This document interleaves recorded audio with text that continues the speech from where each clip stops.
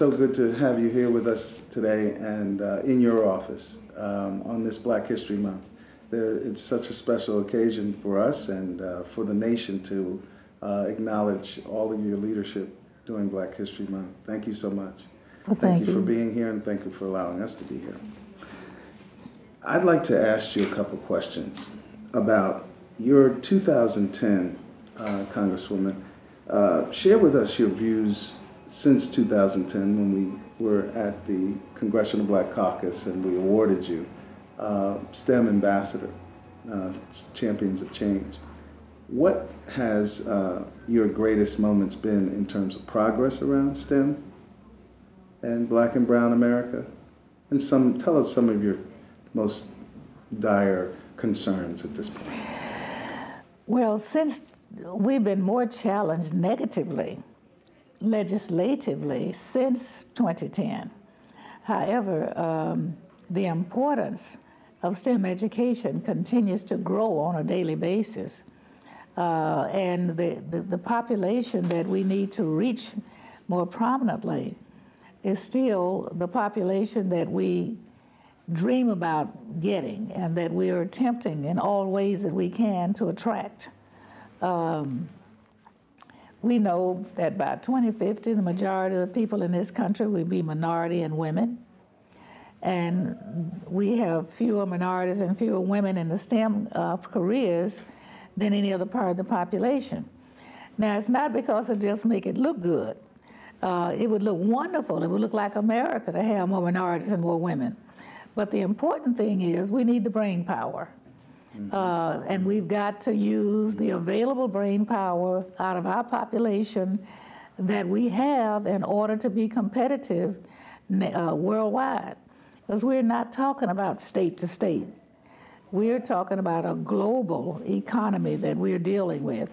And we must have talent and skills that can compete globally in order to be competitive on a global level. We've got to reach the population we have, and we know we must reach minorities and women.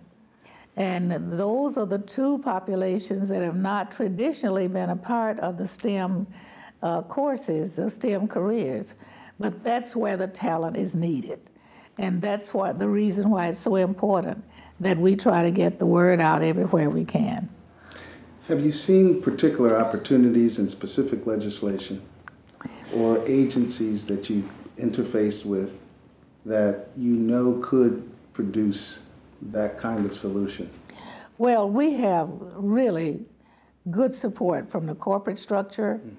What we need from this institution is a good infrastructure, a good legislation like America Competes that we passed for the first time in 2007.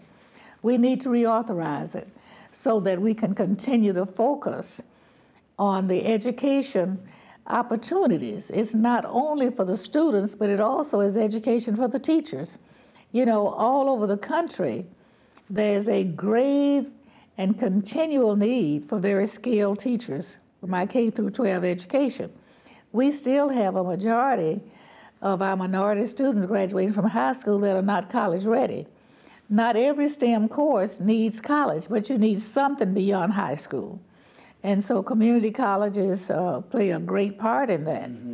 There's even been some discussion as to whether or not we could see if we could get some type of free education, maybe the first 2 years at historically Black colleges, because that is their greatest challenge, is trying to see how they can educate minority students at historically Black colleges or whoever goes there, because the majority of the students that go to historically Black colleges are in need of funds. And when they make the loans and don't pay them back, it jeopardizes the schools. And so we're looking, yet we still graduate more African Americans, especially from historically Black colleges, than other schools. So for that reason, it's a two-edged interest.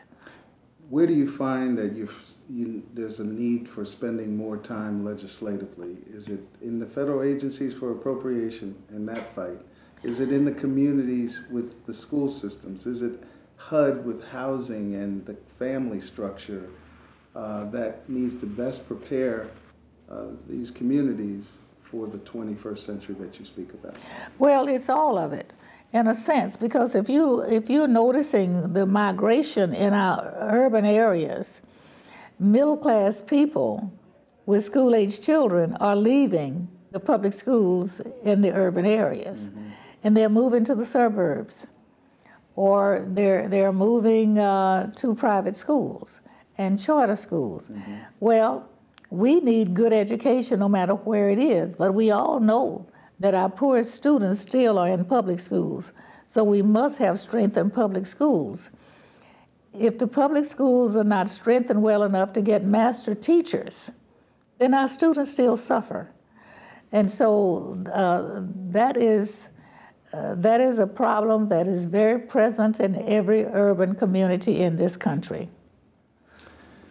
It's oftentimes with this kind of discussion, even as we celebrate Black History Month and all the accomplishments, we face these almost daunting challenges. But you have been such a stalwart. You're on the Office of Science and Technology Policy Committee. You meet at the White House and you meet with Mr. Holdren, and you know about the COSTEM, and you work with NASA. Where do you see the greatest hope, irrespective of all these challenges? Where do you see it? Well, let me say that the White House and the National Science Foundation and NASA are all on the right road, and they're headed in the right direction. They are not the problem. The problem is here in the Congress. Is whether or not we can continue to preserve the right structure of the legislation that would interest the populations that we need to seek and to offer the greatest opportunities for that population. That's where we're having a problem. There's either a lack of understanding or a lack of interest in many of the newer members or the new majority that we have in this Congress. That is our urgent problem right now.